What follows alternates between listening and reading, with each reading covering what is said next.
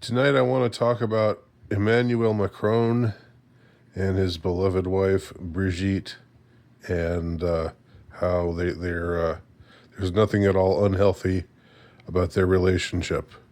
Now, just for my purposes tonight, I will I will discuss Brigitte. I will give Brigitte the pronoun of she and her. Although that doesn't mean I've come down on the side of any of either side of that dispute. I just don't know.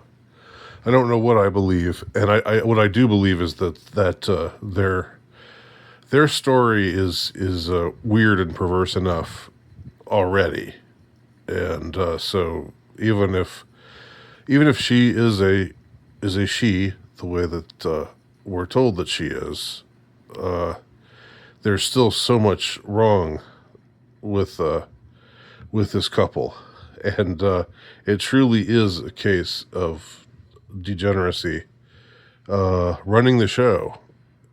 But I don't want to talk about all the details of their weird courtship, how they met when she was 37 and he was 14, and she was a teacher and he was a student, and all that kind of stuff. That seems, I don't know. I guess it just flies in France. That stuff just flies, and nobody gives it a second thought. And but I think it's that alone uh, is pretty damn disturbing.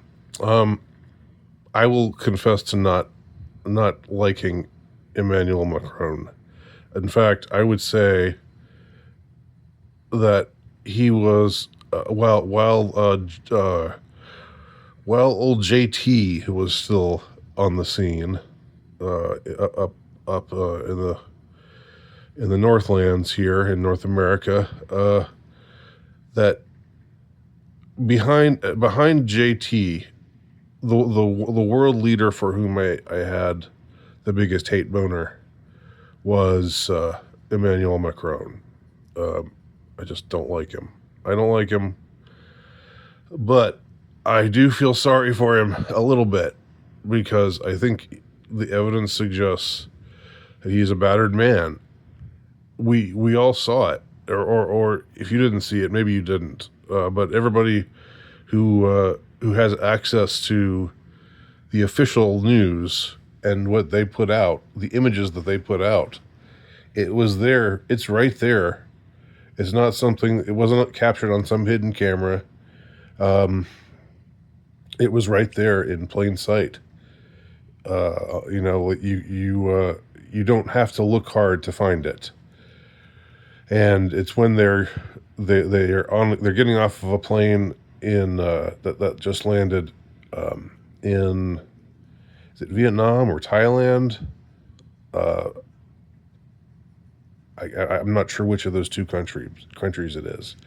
Uh, but you see the doors open, and then you see, again, look it up for yourself if you don't believe me. If this is totally new to you and you didn't see it and you think I'm making this up and you think it's all this is, and I don't know if you've bought into the idea that this is just a this is just a conspiracy theory, and it's being amplified by Russian bots and all of that stuff that they always seem to try to say whenever they're shown in a bad light. Whenever they want to change the subject, or they want to try to convince you that what you just saw isn't what you really just saw.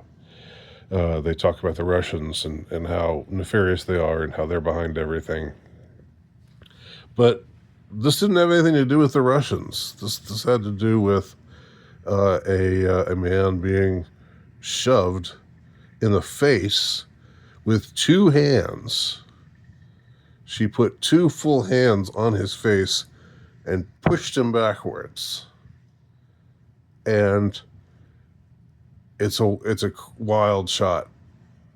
Again, it's right there. It's right there in front of the world for everyone to see. it happened. And they can't even claim that it didn't happen. What they tried at first to say was, well, they were just horsing around. They were just being playful. They didn't. They're not being playful. This is not a couple having a playful little pretend fight or whatever it is. There's no smiles. There's in fact, when you see Macron get the shove and he staggers backwards, and then he looks out at the world and sees that the doors are open, sees that the cameras are peering in to the plane. Um, there is a split second where he is absolutely he just stares at the world uh, with a totally blank expression, like he's just thinking to himself, "Uh oh, they saw that, didn't they? They saw that." And then he recovers pretty quickly because I guess when you're a battered man and you are often in front of cameras, you learn, and if you're a high level politician, you learn to be you learn to dissimulate, and you learn to turn it off immediately. So he looks out at the world with utter terror.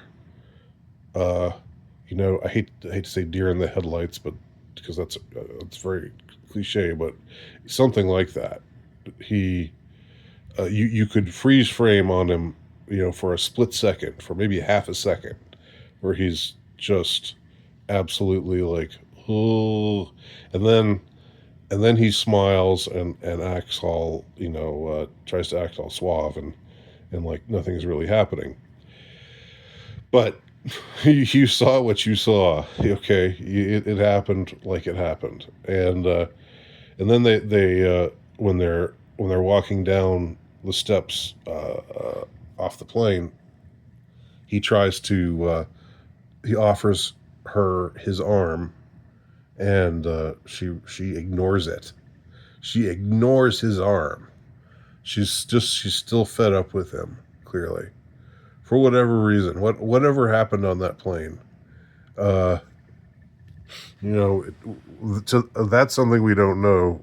We don't know about, uh, but nevertheless, the fact that we saw this and that this can't be denied, and it can't be explained in the way that they try to explain it.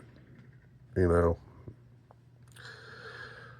again, we've got already a really this crazy situation where the first lady, again, putting aside whether she's a lady or not, I'm just I'm not even opening uh, that that whole that whole can of worms. I was trying to think of a better way to put it, but I'm just full of cliches right now.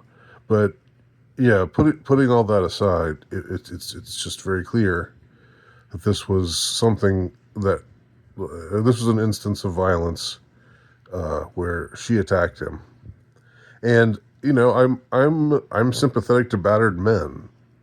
Battered men don't get the proper respect. They're not recognized as being among the abused. So, while I dislike Macron for just about everything that he does and just the way that he seems to be, uh, I do have a certain sympathy for him because obviously he's in a relationship where things like this happen. But I mean, uh, you marry someone you get together with someone when you're 15, and she's like in her late 30s. It's all so there's almost a 25-year age difference between the two of them, and now he's like what, in his 40s and she's in her 70s, I think. It's it's already pretty strange. We've already got a pretty strange dynamic, And this is who they see to it is running one of the major countries. You know, one of the powerhouse countries of Europe is being run by this guy who is in this kind of situation with his so-called wife. Anyhow, I just wanted to comment on that, and I'd be open to hearing whatever anyone else has to say about it.